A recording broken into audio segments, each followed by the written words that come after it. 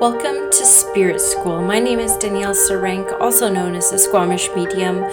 I am the host of your Spirit School, where I will share all the lessons and learnings that I have uncovered through my intuitive development and mediumship development journey. I am a professional psychic and medium, an intuitive teacher and mentor, and I look forward to walking alongside you on this journey. Hello, everyone, and welcome back to Spirit School. I am so excited today to introduce an astrologer that I just had a reading with last month, which I'm so excited to share with you, Dr. Michael Lennox. He is not just an amazing astrologer, and I will say that the reading I had with him was absolutely phenomenal. It was so energizing. I've listened to it again like 3 times, to be honest with you, and that rarely happens when I have readings. As a professional medium, I get a lot of different types of readings from a lot of different people, and it was one that really stuck out for me. He also is a media expert. He talks about how to find your voice, not just like physically, but like, overcoming past traumas to find your voice and why did you lose it in the first place.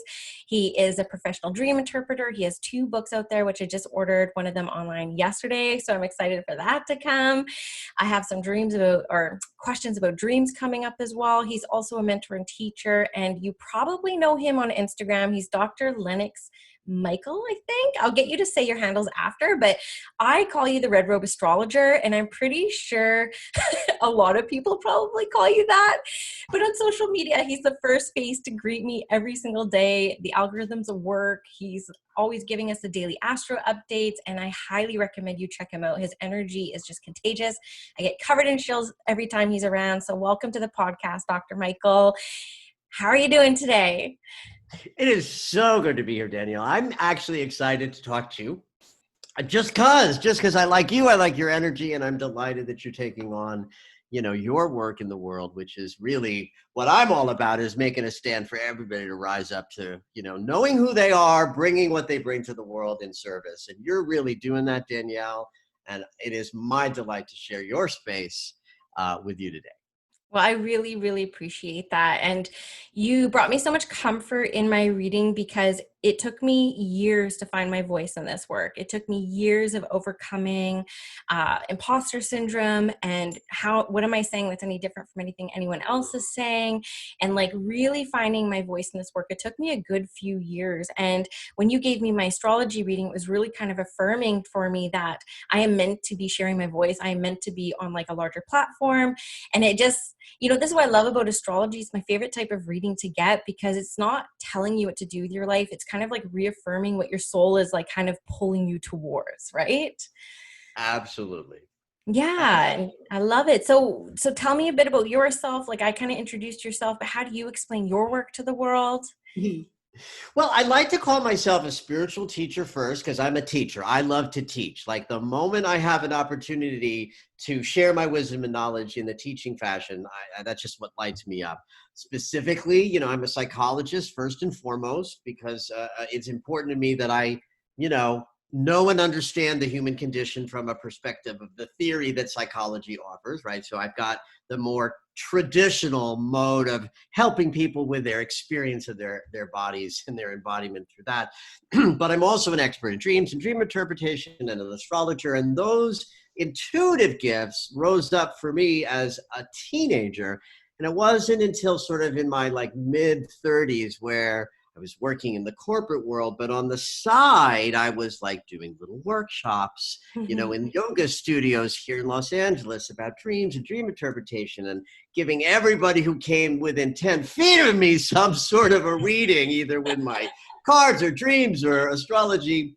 And then I just hit this wall in the middle of my 30s where it's like, my soul feels like it's being eaten. I'm not doing the work that I'm here to do on the planet. Let's go to grad school. That's when the psychology sort of entered the picture because I was like, I want to help people, but I also don't want to be just like one of those people hanging a shingle. I wanted to know more about the human condition. So that's when I went into the grad school experience, and through learning about humanity through grad school studies, that's what sort of led me into a place where I could put both sides of my consciousness together. so that I could help people from a practical perspective in ways that would have agreement to the psychological community, and the woo-woo stuff that I sort of, also battled with my whole life is like, is this real? Does it matter?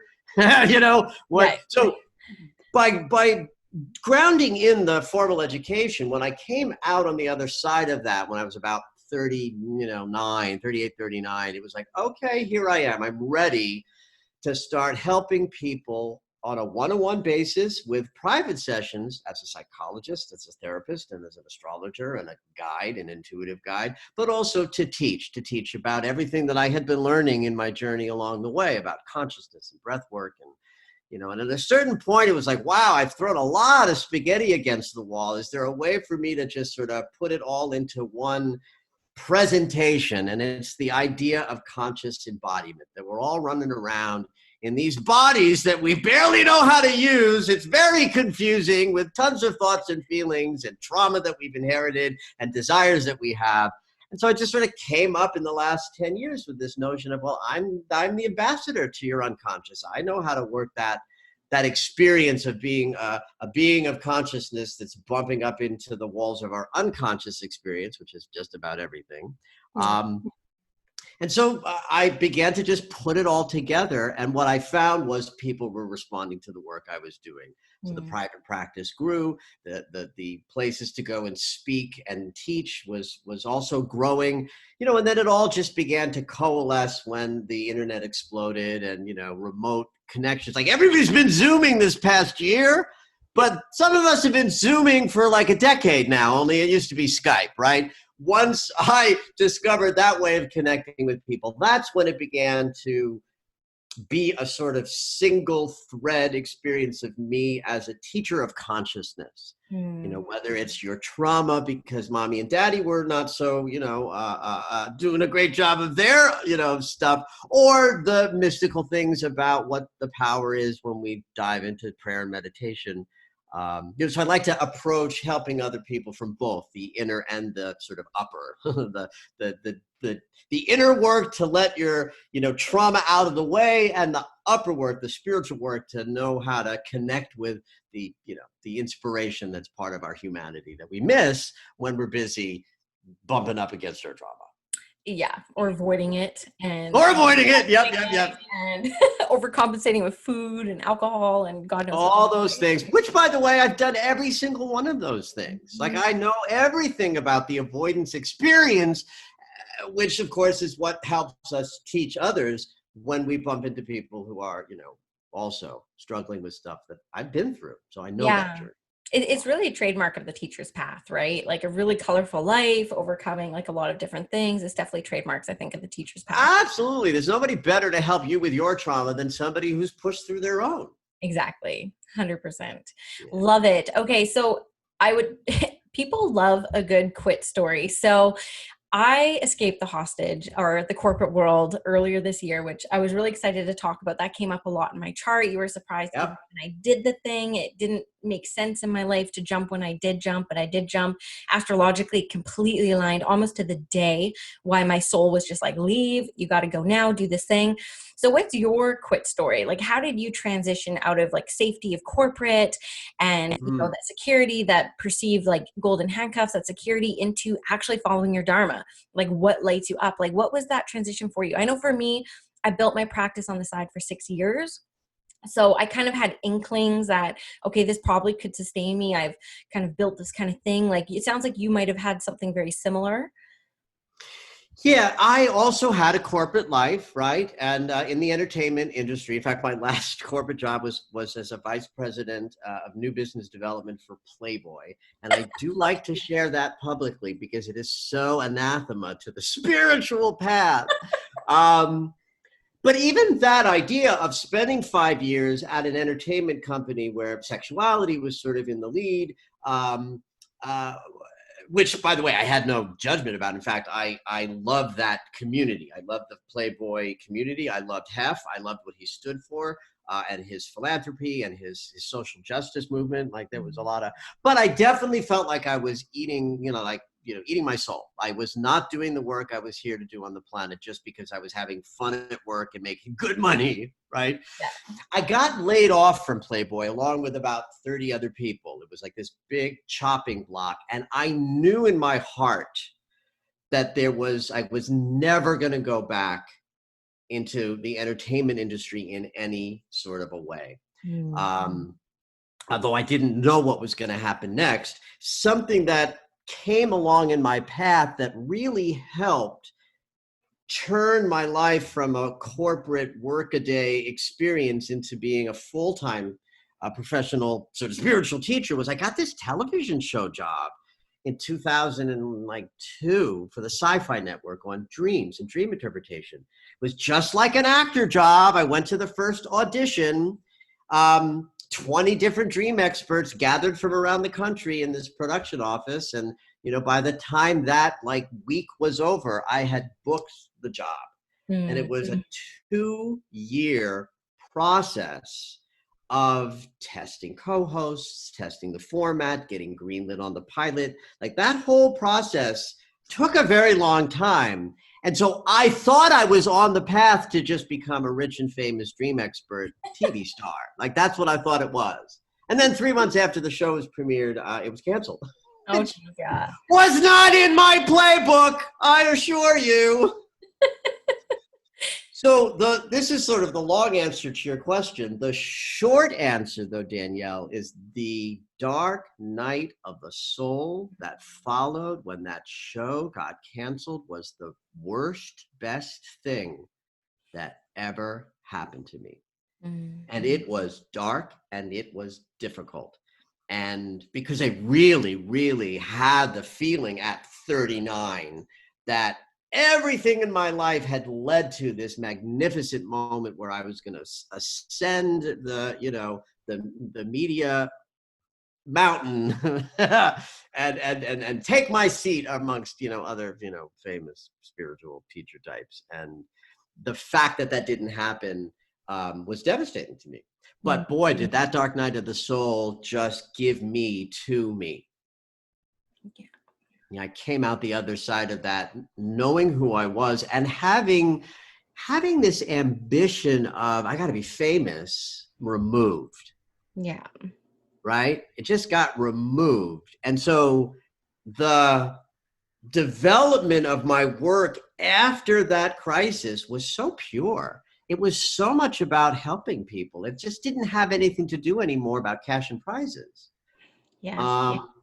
And so that was the beautiful beginning of where I am now, that once I sort of pulled through that dark, by the way, that dark night of the soul included a revisit to my addiction experience. And there was a lot of alcohol and a lot of, avoidant behavior because I was devastated. But I pulled myself up out of that. I certainly had the tools to do that. But truly, it was being thrust into the pit of that dark night where I got to just be with the purity of my fear and terror and sense of I don't understand, what this devastating journey is. And then you just sort of, you move through it and if you're well supported by, your environment and people who love you and I've certainly had my work never went away. And I began to build my practice and my business slowly.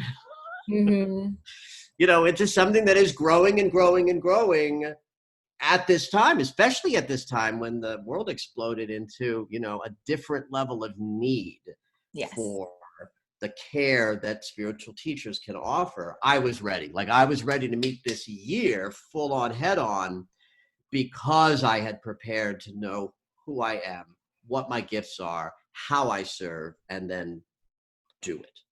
And there's something beautiful about aligning with the vibration of service, and it really kind of creates the beginning of an unfolding. It's like we're not forcing anything anymore. We're just telling the world spirit, I'm here, I'm ready, how can I serve? That's right. And this is one thing I tell all my students who are afraid of getting things wrong or afraid of sharing their opinions. Yeah. It's if you just tap into that vibration of service, you've done your part to just open up your heart and just open up. So it sounds like you kind of tapped into that service mindset, and it just happens. Absolutely. And it becomes the central nugget of the prayerful place I go anytime I feel overwhelmed or tired, or um, sometimes even just my own body and its demands on how attentive I have to be to my breath, because the instrument is so sensitive now. I can't be in avoidance. I have to be available to be consciously aware of every breath that I am taking.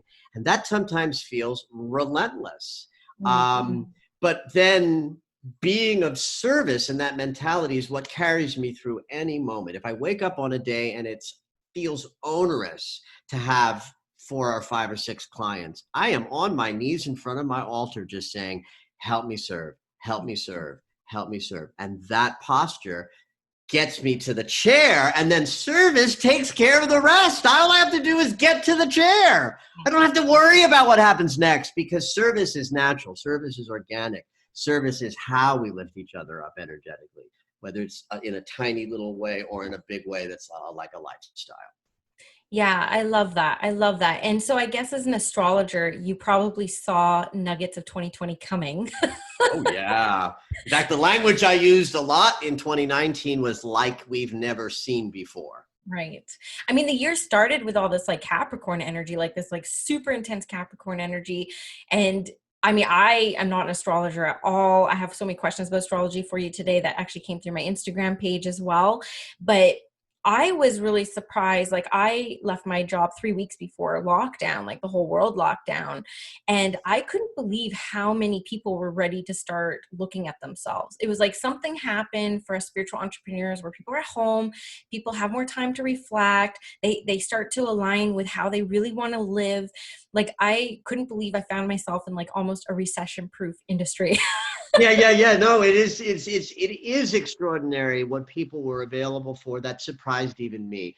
I do a little bit of psychotherapy, not a lot. It's not what I love. I like to do a little bit, but not a lot. And I will tell you that there were 1 or 2 of my clients in therapy where, when the lockdown began and things were, getting a little dicey, I was nervous for at least 2 of my clients, and they just surprised the shit out of me with how ready they were to go to a deeper level of embodiment at a moment when the world certainly could have offered them the opportunity to freak out even more. And so I've noticed that exponentially all over the place in exactly the same way you have noticed. Mm. You squeeze people in this moment and the juice that's inside of them comes out. The terrified people, I don't see them, I don't work with them, because they're not looking for help. And they're out there, and that's sad. But the people who are being squeezed and the juice that's coming out of their lemons is, I want to work on myself, I want to expand, I want to take advantage of this moment. Boy, there's just been more of that than I would ever have guessed in advance. Even just seeing like how many people are signing up for classes, like just the sheer volume of people. Oh, I can't even believe it. Like, I feel incredibly blessed, and I just feel so lucky. Like all the I think your timing was freaking magnificent. I remember that session, Danielle, and I remember how thoroughly it felt in my body when looking at your chart and holding space with you, that you were there, you were ready, it was time. And the fact that it was as precariously timed as it was is almost like a surprising after fact to take in. Like, I don't remember that you quit your job 3 weeks before lockdown, yeah. but I do know that you're in the right place. Yeah, I feel it. I mean, I just feel it. I'm so, so happy. So I want to talk about astrology technically for a second, because I've been really interested in astrology for many years. Moonology, it started with an obsession with the moon like 4 years Yeah. ago. I have tried to study astrology, but this could be a limiting belief I have. And this did actually come up in some of the questions that came through Instagram, but it can be so overwhelming. Astrology it almost seems like a code that's only accessible or cracked open for a select few, because I mean, I've studied astrology for so long and I couldn't tell you off the top of my head the qualities of Neptune or the qualities of this, of the like 8th house. And it's like, do you have to have like this stellar memory, or is it like a code that's just unlocked? This is a great question. It actually does come down to 2 modes of intelligence that all of us possess, outside of neural atypical experiences. that in neurotypical experiences, we all have access to what most, like, colloquially is called left brain, right brain, which is a misnomer. But everybody understands what I mean when I say left brain: analytical, structural, technical, geometrical consciousness. That's the part of intelligence that understands the math of angles, the list of meaning. Like you say, you can't remember what Neptune means, but a left brain person would be easily able to be like, oh, Neptune spirit, Uranus awakening, Pluto change transformation, Saturn reckoning and teaching, Jupiter expand, that's a left brain thing, right? The right brain is where we hold the interpretive experience, the part of us that can then marinate intuitively and tap into what the left brain is holding in front of you. The right brain comes in with language that is interpretive and valuable to the receiver of that information, right? I happen to be good at astrology because I'm 50-50 left brain, right brain. Like when I took my SATs in high school, my English score and my math score were exactly the same, which I did not know at the time was rare, but I was told that, and I, have later discovered that it is unusual. So that somebody with a really powerful analytical mind is easily going to be able to remember all of the different meanings and understand the geometry. But if they don't have a great intuition, they might not be able to interpret it valuably for the recipient. Right. The person who's got a great intuition, however, will be able to tap into some of the left brain stuff that they can hold on to and be intuitive. I do know astrologers who will look at a chart. They will not be able to see what I see in the precision land, but their intuition will respond to what they can see. Yeah. And operate from there. So the idea that astrology is dense and overwhelming, honey, that is not a limiting belief. That is a thing about astrology. I get overwhelmed with the thing. Now, I don't worry about it any longer because it's like I moved away from the things that didn't grab my attention and I moved in the direction of the things that did grab my attention. So as an astrologer, I work with transits, moving planets and the angular connections they make up there in the sky, as well as to charts, of individuals. And that's the focus I do. There's a whole bunch of other arms of astrology that I just don't work with, like progressed charts. I won't talk about what that is because it would take too long to be boring as hell for most of your listeners. But it's a very valid astrological tool. I know just enough about progressions to include them in a session if I feel moved to do it. Yeah. But I'm no expert because astrology is just too dense to say I got to learn everything. Right. So as a budding astrologist, Danielle, I encourage you to just follow what interests you and start with the moon. That's a great place to start because it's it's very simple. It's very repetitive and it's very immediate. We are all very dialed in to the moon cycles in terms of our bodies and our feelings and our emotions and our, even our hormonal cycles, connect to the moon and her movement. It's very intimate to work with the moon. And it's pure astrology. Yeah, I love that. And I notice more and more people are either niching down in their astrology, like whether they're focus on a career astrology or relationship astrology. Right. And then I've seen more and more people use the title intuitive astrologer, right? Yes, that's probably somebody with a great intuition who knows just enough about the planets and the signs and the placements to ground their intuition in what astrology is triggering them to say. That's valid. Absolutely. Yeah, I love that. And I find that, I did not test well in school. I was not very studious. I'm definitely like all right brain. And it does help me in mediumship where I know that the information that comes through for me is natural and it's very authentic because I don't remember anything. Like I can't even remember my client's name by the time we finish the session. Yeah, I know exactly what you mean. It's like someone will say to me while I'm channeling and talking in a session, ooh, that was good. Could you repeat it? I'm like, no, I can't. I'll try to go back and replicate the feeling state that I was in when I said those words, but that's why we record the session because I'm not in that right brain space Yeah. connected to the linear things that I'm saying. And I'm sure that helps your mediumship outrageously, because if you were grabbing onto the three-dimensional thoughts you were having, it would interfere with the flow of that channel coming through your mouth.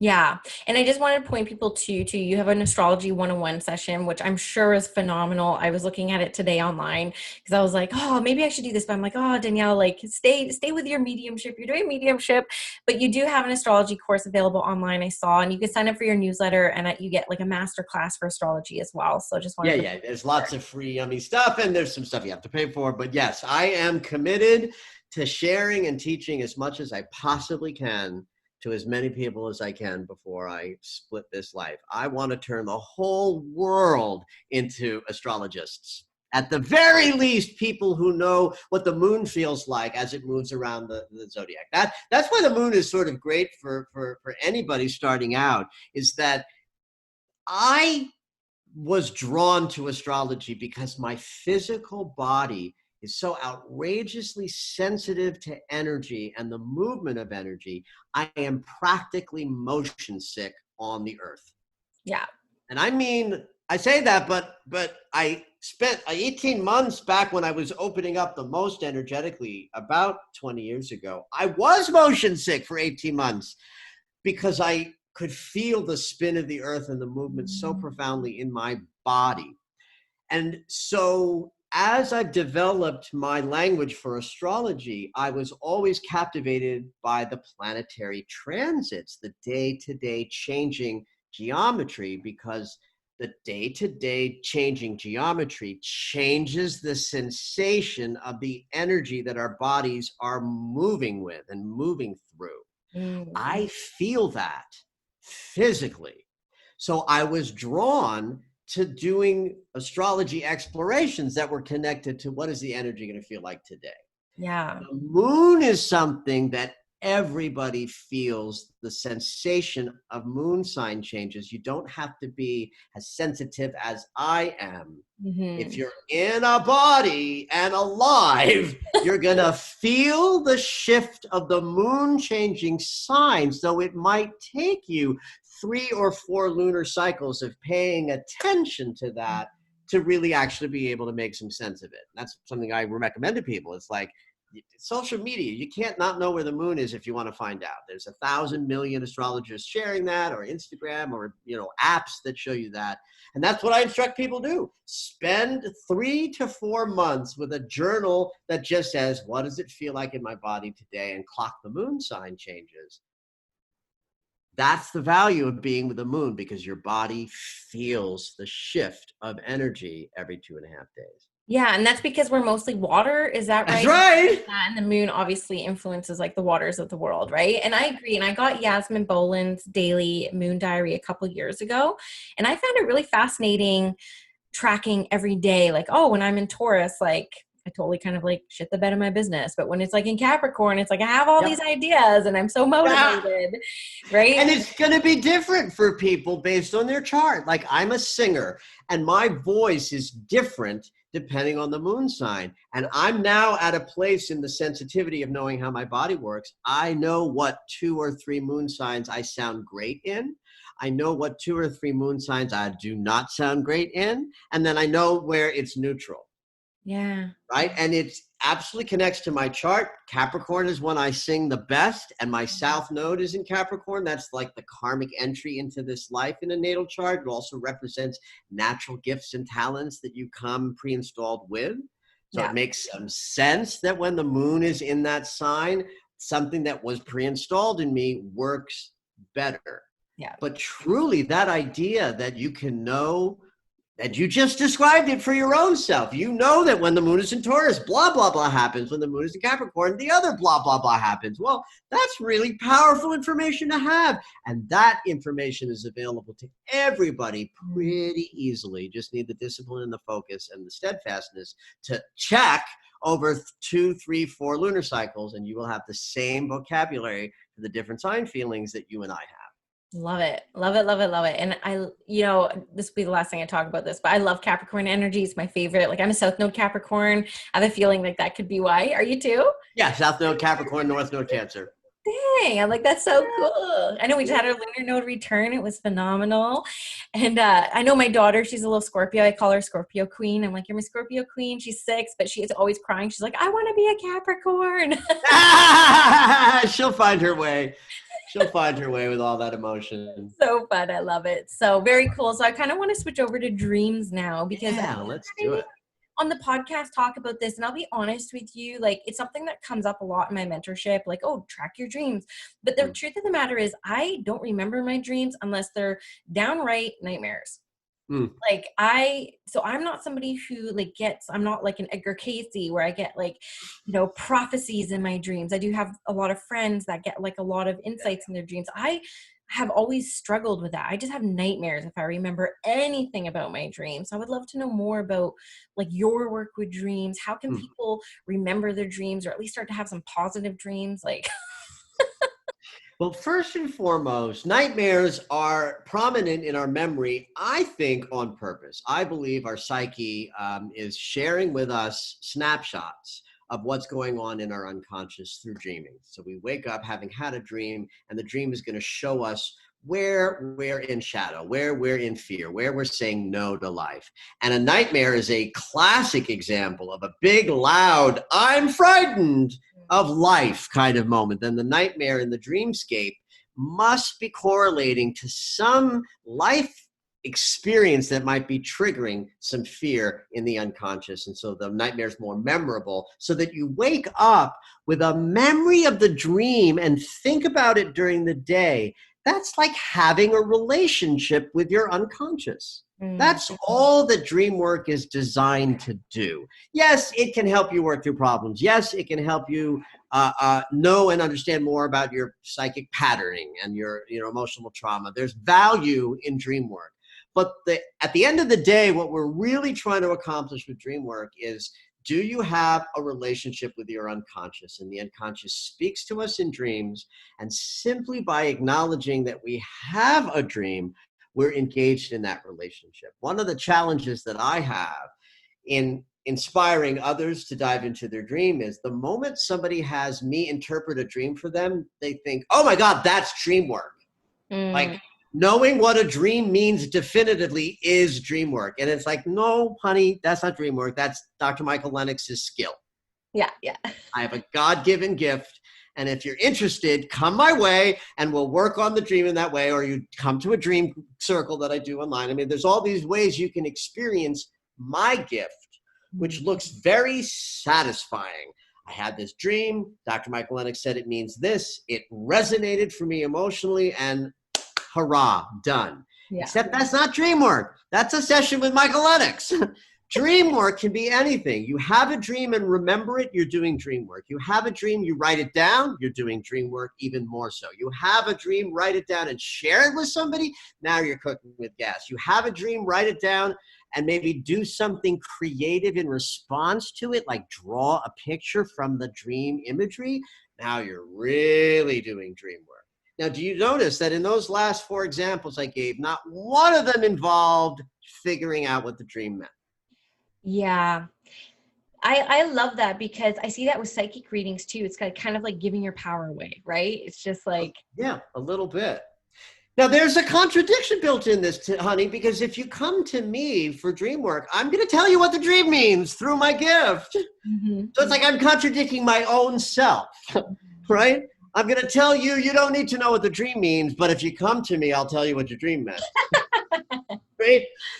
But really, there's 2 things happening here. One is I have a gift and a talent. Believe me, when I was in grad school, I took a lot of flack. My Jungian teacher, when I explained to her what I did, she looked at me and she said in her like little German accent, so you're like a fortune teller. I almost slapped her. I mean, I didn't almost slap her. That's a joke. But I was bona fide offended. Yeah. She wound up being one of the dissertation chair people. Like she sat on my dissertation chair. So we were good. She and I were good. But she is a tradition Jungian psychotherapist who does Jungian analysis. What I did in the world, she sort of called, fortune telling, which I. So, but the point is that the dreams are something that are happening inside of you. They're happening in a very deep place, and they're happening right at the surface of the unconscious where it meets the conscious mind. And so therefore, just having a relationship in the way that we described, remembering them, writing them down, sharing them with another, or responding with a kind of a creative act, um, will shift and change how many dreams you're having in your daytime memory, what the vividity of those. It will increase if you start focusing on it. One Right. of the things that inhibits people from remembering more and increasing that skill set of remembering dreams is you really gotta, not only do you have to set the intention to remember the dream, you got to make it easy for yourself by putting the dream journal or the recording device right next to your bed so that you attend to it first thing. And here's the most important thing. You got to write something down, even if you don't have a dream memory. You Mm. take that act of putting pen to paper, even if what you have to write down is, I don't remember anything from my dreams last night, then maybe wait a moment, see if anything comes, and then go on with your day.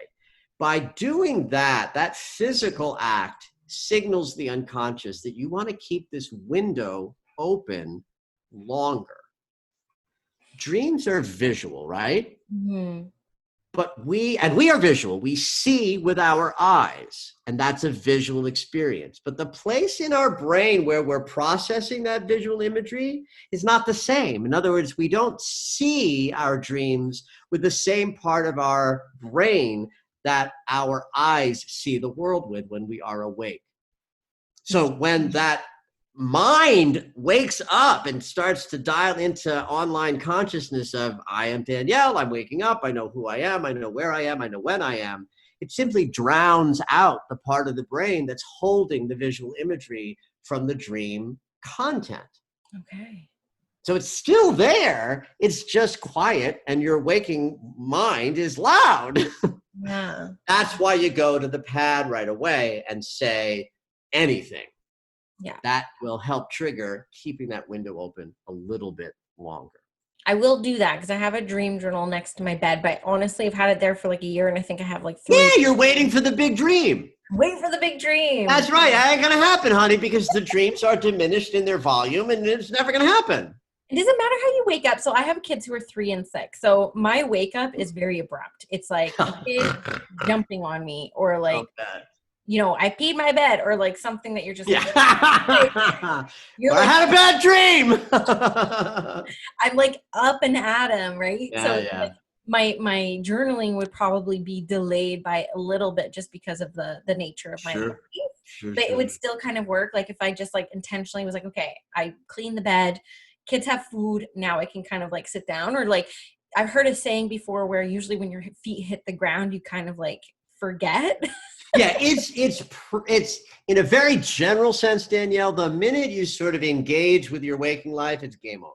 Okay, yeah. Even if you wake up and it's like, oh, I'll never forget this dream. I don't have to worry about it. I can go brush my teeth, feed my kids, and then I'll remember, and you won't. Yeah, yeah. That's what I You know, find.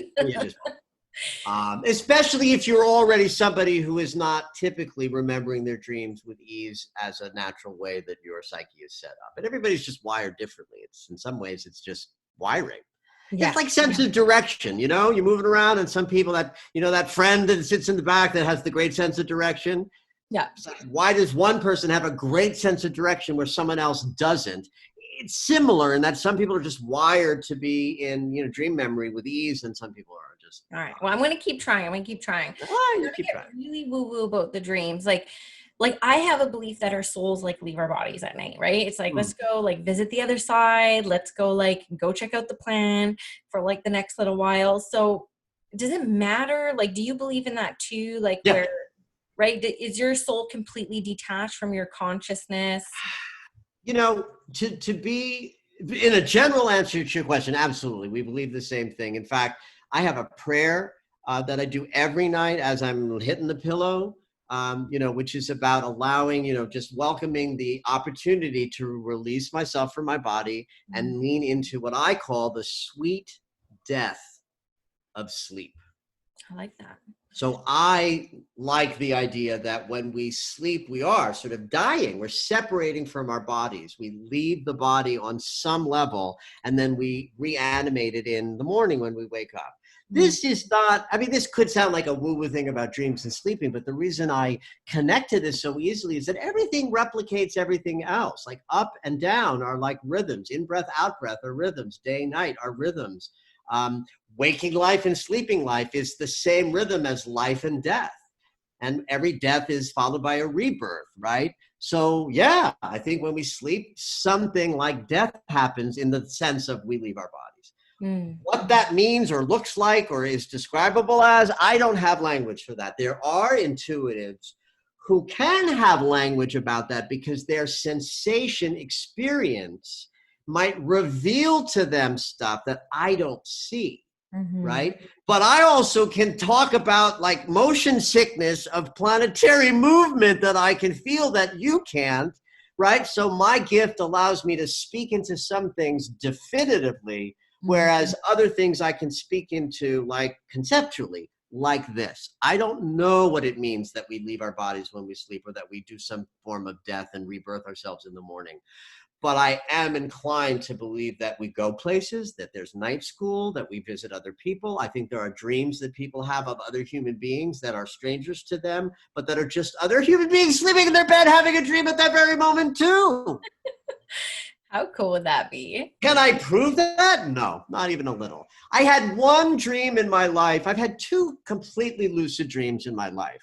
And when I say completely lucid, I don't mean like, oh my gosh, I'm dreaming. I mean like, as awake as I am right now, I once had an experience in a dream that was this awake, knowing I was sleeping and dreaming. It was worth the whole trip of my life.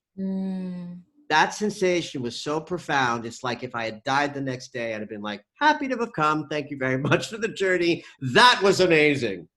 Then I had another one maybe 10 years later, about 5 years ago, similar. It was like a sepia tone. It wasn't bright light like three-dimensional waking life. It was a little tinted, but still vivid. I'm asleep in my bed. You could even feel the room I was sleeping in is sort of like over air quotes there. And there were like 5 guys sitting around a picnic table. And I just looked at them and I said, you know, we're all dreaming right now. And they're like, yeah. And that was it. But you understand, in that moment, I really knew I was sitting down at a picnic table in the dreamscape with 5 other people who were also asleep in their beds having the exact same dream. Was it true? How could I know if it's true or not? Did it feel true? Yes, it did. Crazy. It would be so cool if you like ran into those people one day. You just have like this, like, I know you from Did somewhere. you have a dream about a picnic table about 10 years ago? That is so cool. I think I've had 2 lucid dreams. One, it was like my first sleep paralysis. Like that comes up a lot with a lot of my clients is like I was awake. My eyes were kind of like open, but I was asleep, but I felt like my guide come near me. And I remember having a conscious thought around, oh, this is what people probably think possession feels like, right? Like a lot of people go to that real kind of like dark side, but I knew it was my guide because I know his energy so well. But it was that kind of like sleep paralysis moment. And I got this kind of like download because I've had one download before that was really intense. It was the same feeling. I was like, oh, this is kind of cool. You're talking about one of my favorite topics, honey. I believe that sleep paralysis creates one of the most sacred states the human body can enter. We are in that moment slightly consciously awake, but not fully. So we are perceiving what's happening in the room. That's why sleep paralysis dreams take place in the bed that you are sleeping in.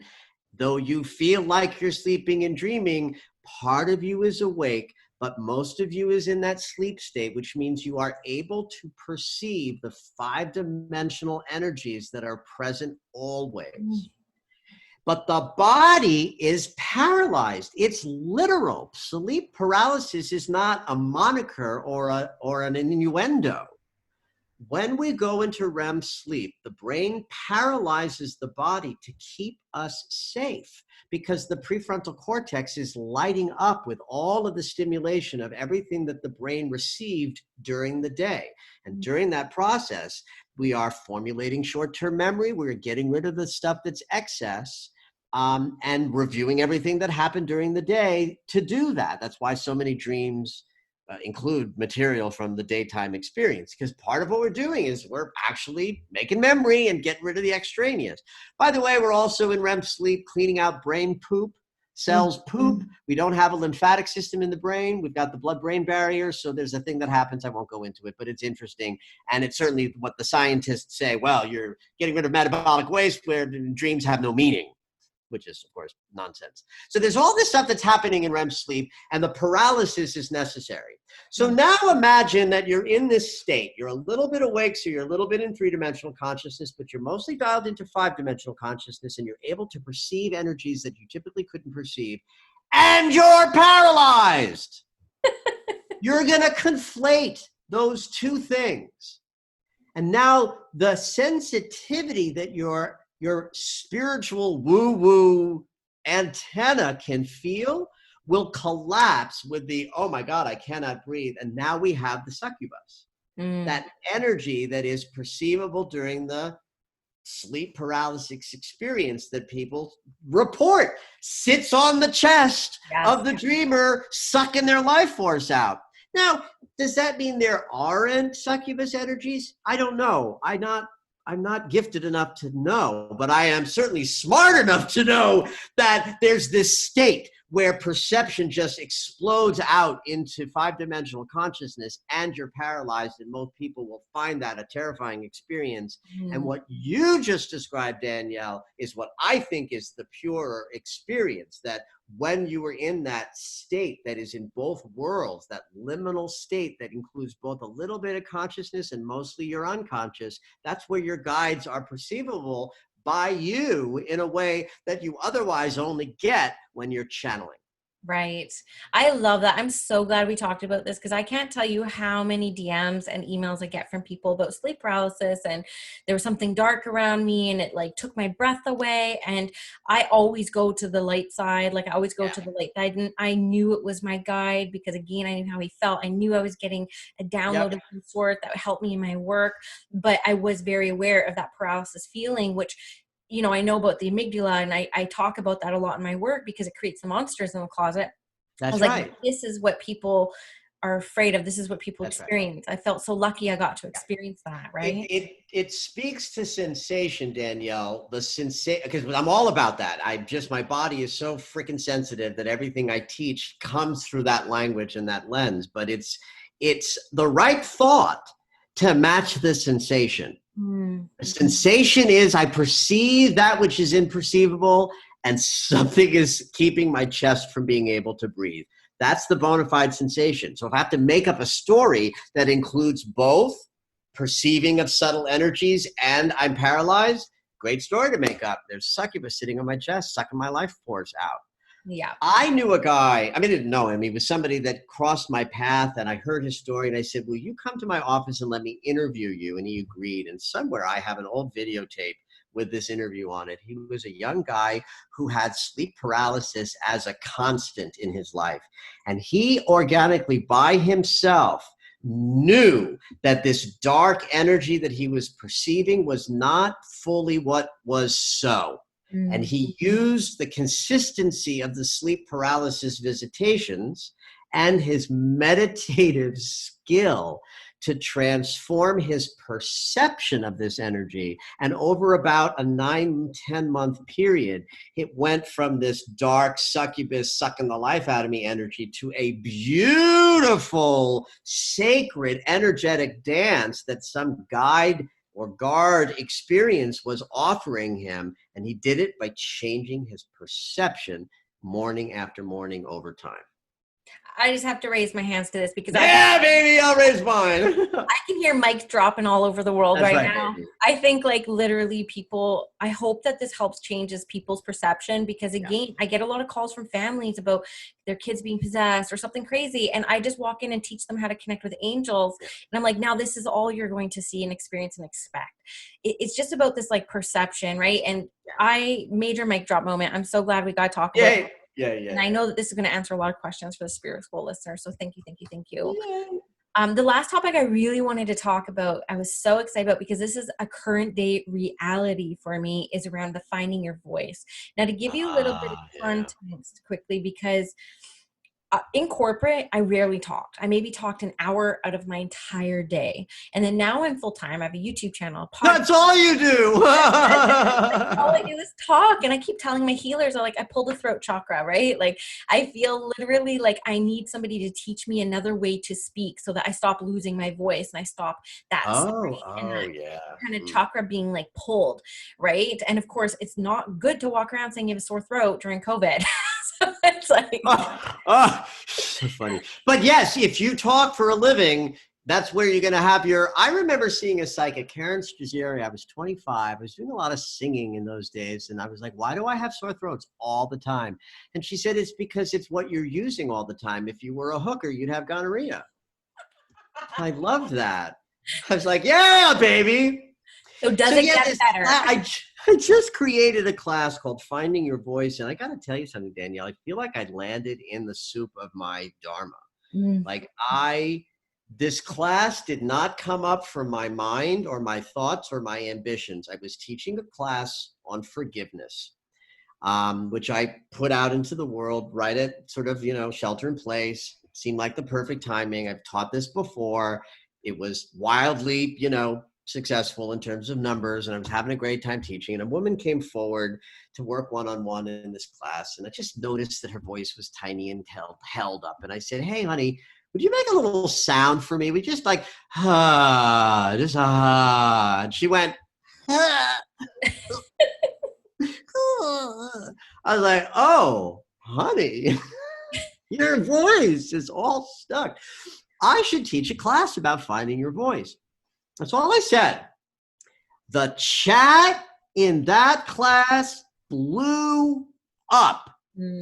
I try not to pay attention to the chats in class. I have a moderator to do that. Like I can't. It distracts the shit out of me. But there, I couldn't. If there was just doing boom, boom, boom, boom, boom. I want that class. I want that class. I want that class. I want that class. I want that class. I was like, okay, I guess I got to teach this class.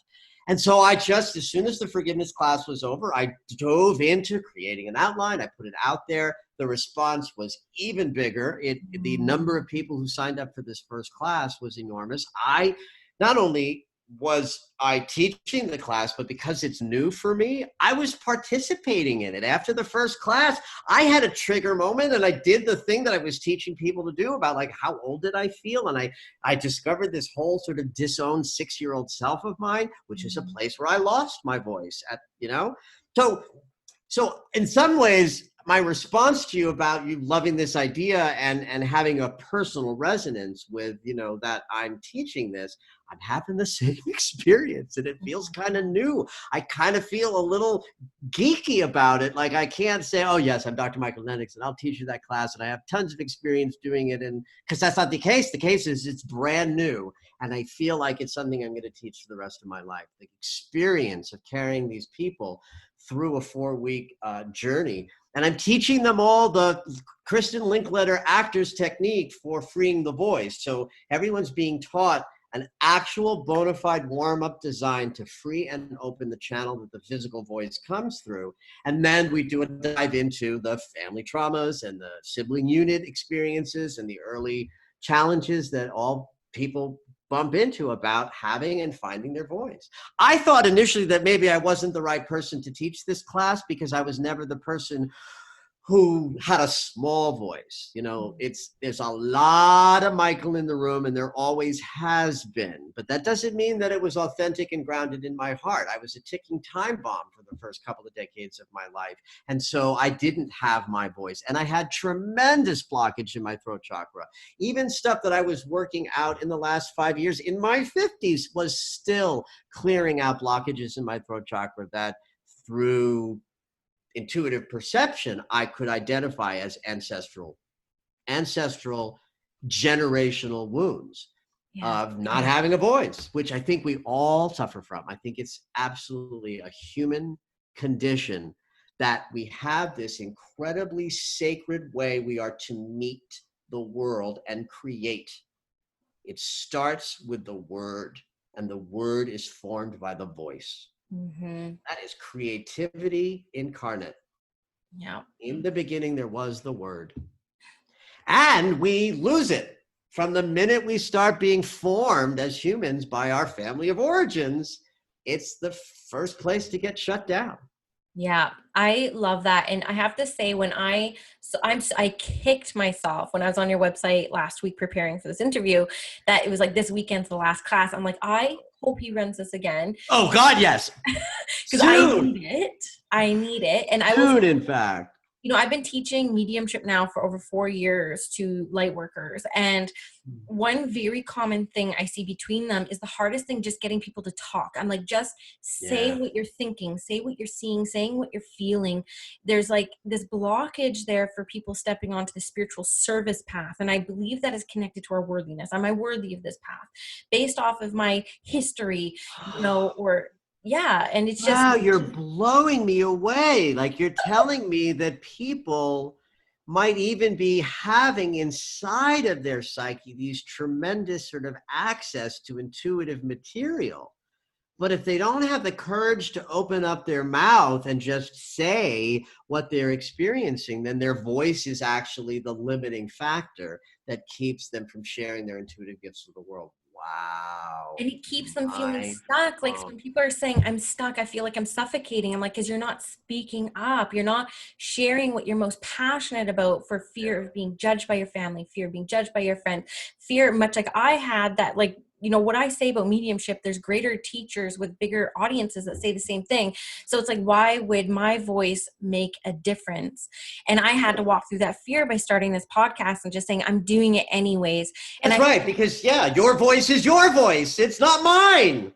and people will be attracted to my Yeah. voice differently than they're attracted to somebody else's voice, even if we're saying Yeah. essentially the same thing.